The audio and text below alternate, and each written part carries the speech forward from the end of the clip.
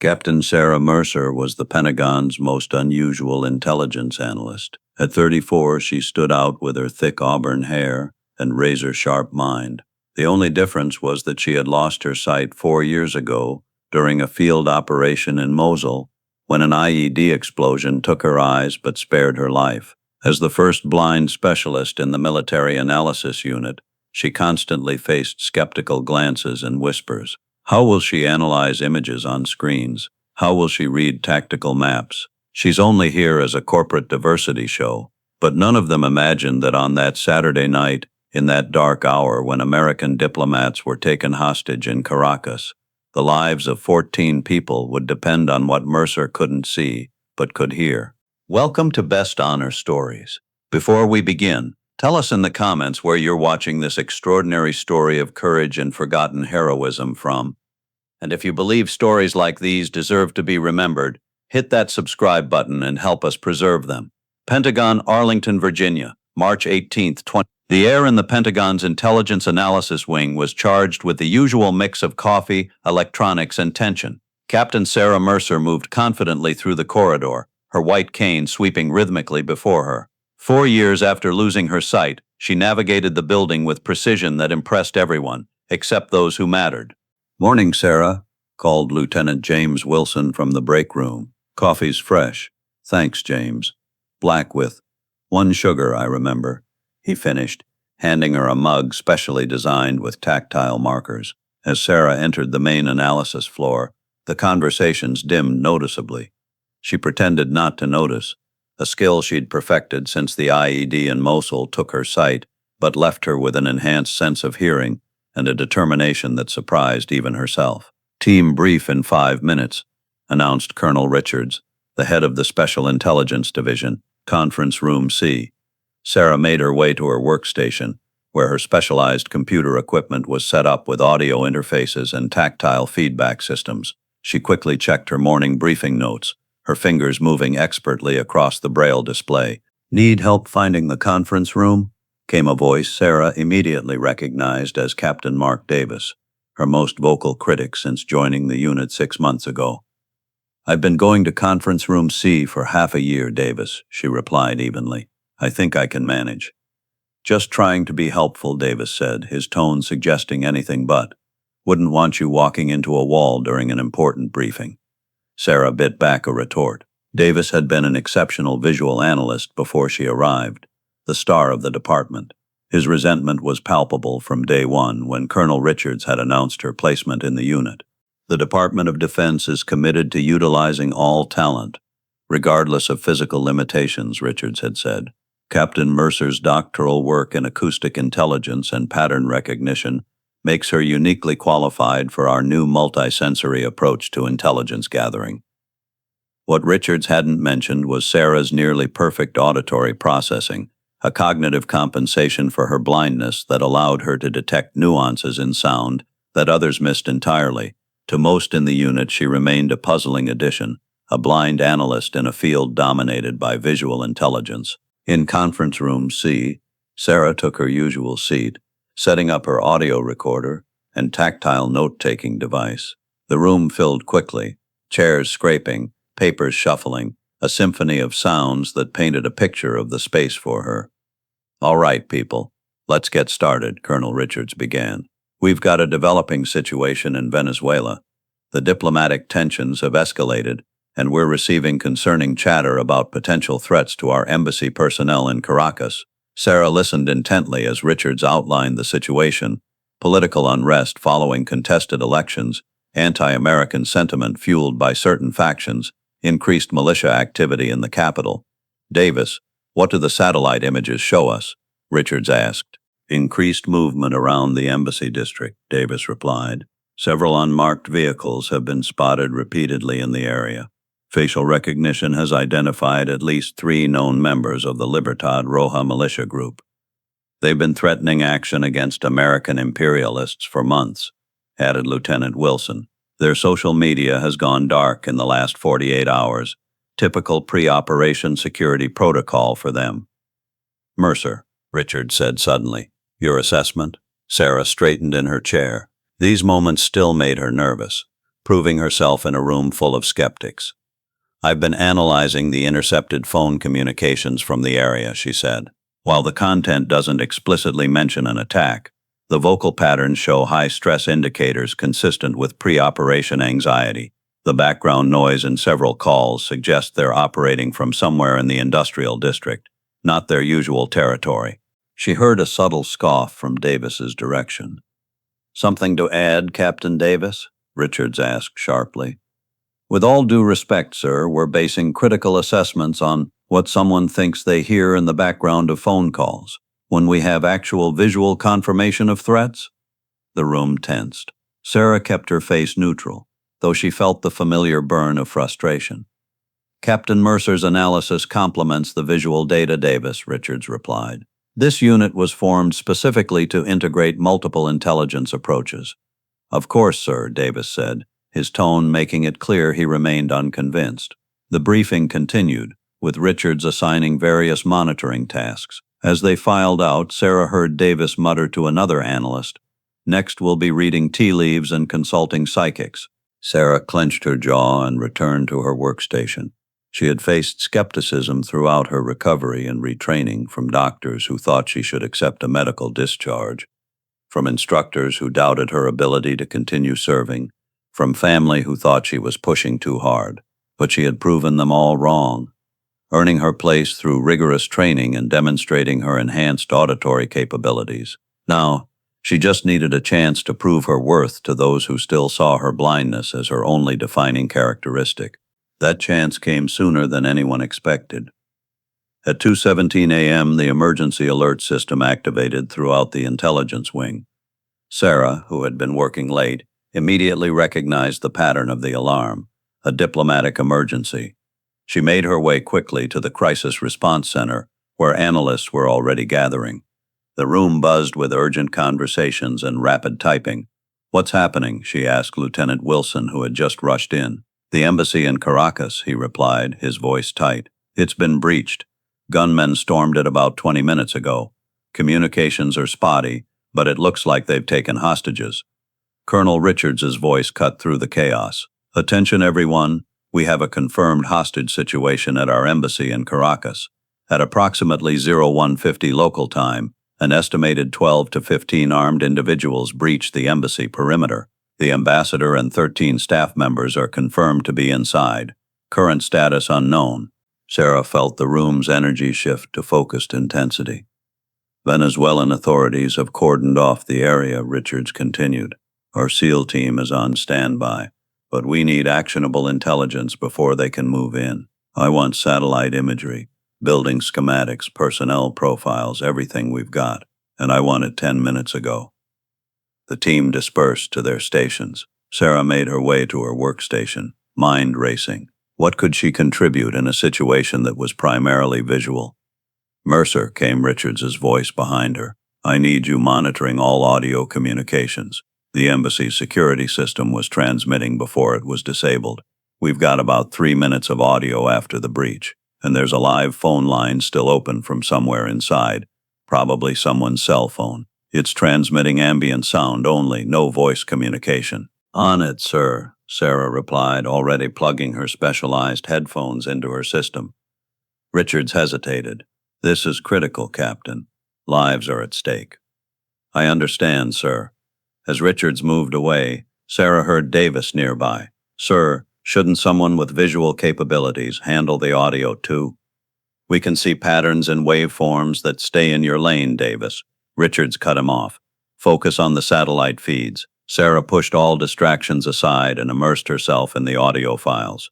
The 3-minute security recording was chaotic. Shouting in Spanish, gunfire, breaking glass, screams. She listened to it repeatedly, filtering different frequency ranges, isolating voices. "At least 12 distinct hostile voices," she reported after her third listen. "Based on dialect variations, I'd say most are Venezuelan, but at least 3 are Colombian, likely FARC splinter group members. They're using military terminology and protocols." She switched to the open phone line. Unlike the chaotic security recording, this audio was muffled and distant, likely a phone concealed in someone's pocket or hidden in a room. She could hear faint voices, occasional footsteps, the hum of air conditioning. For over an hour, Sarah listened intently while the rest of the team analyzed visual data and developed response scenarios. The SEAL team was in position near the embassy, waiting for intel on where the hostages were being held within the large building complex. "We've got a problem," Davis announced. "The embassy's power has been cut. Thermal imaging is being blocked by the building's security features. The walls have a thermal dampening layer. We can't see where they're keeping the hostages. Can we get a microphone closer?" someone asked. "Negative. The perimeter is too well guarded," replied Richards. Sarah raised her hand. "Colonel, I think I can locate them." The room quieted. She felt their attention turn to her. "Oh, the open phone line," she continued. "It's still transmitting. With the right audio filtering, I might be able to triangulate their position in the building based on acoustic signatures." "That's impossible," Davis said dismissively. "Even with the best audio equipment, you can't precisely locate someone in a multi-story building complex just by ambient sound." "Actually, I can," Sarah said firmly.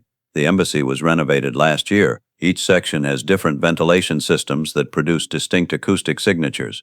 The marble floors in the main hall create different echoes than the carpeted conference rooms. The east wing windows face a busy street while the west wing faces a quieter park." She turned toward Richards. "Sir, I've studied the acoustic profiles of similar diplomatic buildings as part of my doctoral research. Give me 30 minutes with the building schematics converted to my tactile system, and I believe I can pinpoint their location." Richards was silent for a moment. "Do it," he finally said. As the team rushed to convert the building plans to Sarah's tactile system, she continued listening to the live audio feed, mentally cataloging every sound. Davis approached her workstation. "This isn't the time for experimentation, Mercer," he said quietly. "These are real lives at stake, not some academic exercise to prove your relevance." Sarah removed one earphone. "I'm well aware of what's at stake, Davis. That's why I'm using every tool available, including the ones you can't see." 20 minutes later, Sarah was hunched over a tactile representation of the embassy floor plan, her fingers tracing the layout while she listened to the audio feed through one ear. "There's a periodic mechanical sound," she explained to Richards, who stood nearby. "It's the specific frequency of the auxiliary generator that powers the secure communication room on the third floor, east wing." Her fingers found the location on the tactile map. "But there's also water pipe vibration consistent with the main bathroom facilities." She moved her fingers to another location, and faint street noise with a specific traffic pattern that matches the north side of the building. She continued analyzing, cross-referencing sounds with building features. The acoustics suggest a large room with high ceilings. There's a distinct echo pattern when the hostage takers speak. Suddenly, Sarah straightened. "I've got it. They're in the main conference room, third floor, north wing." The acoustic signature is unmistakable. Polished wooden table, fabric wall coverings, decorative hardwood floor, and I can hear at least 6 different breathing patterns, besides the hostage takers. The hostages are alive. The room was silent. "Are you certain?" Richards asked. "Yes, sir. I'd stake my career on it." Richards didn't hesitate. "Relay the information to the SEAL team. They move in 30 minutes. As the team mobilized, Sarah continued monitoring the audio feed. "Sir, there's something else," she said urgently. "I'm hearing them check weapons. I think they're preparing to move, possibly separating the hostages." Richards immediately contacted the SEAL team leader. Time frames accelerated. "You need to move now." The next 40 minutes were the longest of Sarah's life. The SEAL team had gone radio silent during their approach. The entire intelligence team waited, tense and quiet, for any news. Sarah kept her headphones on, still monitoring the open line, which had remarkably remained connected. Suddenly, she heard a crash, followed by shouting and gunfire. "They're in," she said aloud. The room held its collective breath as Sarah narrated what she could hear. Commands being shouted in English, more gunfire, running footsteps. Then, silence. The secure line rang. Richards answered immediately, putting it on speaker. "Eagle 1 to base. Objective secure. All hostages recovered. Repeat. All 14 hostages safe and accounted for. 4 tangos down, 3 captured. No casualties on our side." The room erupted in cheers and applause. Sarah sat back in her chair, removing her headphones, relief washing over her. Location was exactly as provided, the SEAL team leader continued. Conference room, third floor, north wing. Your intel was spot on. Richards looked at Sarah, a rare smile crossing his face. Good work, Captain Mercer. Exceptional work. As the initial celebration subsided and the team began processing the aftermath, Sarah felt a presence beside her desk. It was Davis. I owe you an apology, Mercer, he said, his voice lower than usual. You couldn't imagine how a blind analyst could contribute to a visual intelligence operation. Sarah finished for him. Yes, he admitted, I was wrong. Sarah nodded. We all have blind spots, Davis. Some are just more obvious than others. 3 weeks later, the Intelligence Analysis Wing gathered for a special ceremony. The Secretary of Defense himself had come to present commendations for the Caracas Embassy rescue operation. Intelligence work rarely gets public recognition, the Secretary said. The nature of your job means your greatest successes remain classified, known only to those in this room. But today I want to acknowledge the extraordinary work of this team, particularly Captain Sarah Mercer.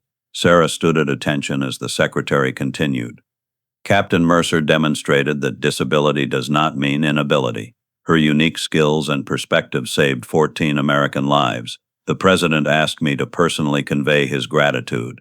An inability. Her unique skills and perspective saved 14 American lives. The President asked me to personally convey his gratitude. As the Secretary pinned the Defense Intelligence Agency's Exceptional Service Medal to her uniform, Sarah thought about her journey since that terrible day in Mosul. The pain, the darkness, the doubt, both her own and others. Captain Mercer, the Secretary asked, would you like to say a few words? Sarah stepped forward, feeling the attention of everyone in the room. Thank you, Mr. Secretary. I'm honored, but this recognition belongs to the entire team. Intelligence work is about putting pieces together. No one person has all the pieces or all the skills. She paused. When I lost my sight, many people thought my career was over. They couldn't see past what I had lost to what I might gain. I'm grateful to those who could. After the ceremony, Colonel Richards approached her. The Secretary wasn't just here for the medal, Sarah. He's authorized a new specialized unit within the DIA, the Multisensory Intelligence Analysis Unit. He wants you to lead it. Sarah was momentarily speechless. Sir, I'm honored, but I've never led a unit before. 4 years ago, no one thought a blind analyst could pinpoint hostages in a darkened embassy, Richards replied. You've made a career of proving people wrong. Why stop now? 6 months later, the Multisensory Intelligence Analysis Unit had become one of the Pentagon's most innovative and successful teams, combining traditional visual analysis with advanced acoustic, olfactory, and tactile intelligence gathering. They had developed entirely new approaches to counter-terrorism and hostage situations. Captain Mark Davis had become one of Sarah's strongest supporters and collaborators, developing visual-to-audio conversion technologies that revolutionized how intelligence was shared and analyzed. The funny thing about blindness, Sarah told a new recruit one day, is that it teaches you to see in different ways. Everyone has limitations. The key is recognizing that different perspectives aren't weaknesses, they're strengths. Late one evening, as Sarah worked alone in her office, she ran her fingers over a framed quote on her wall, a gift from her team, written in Braille.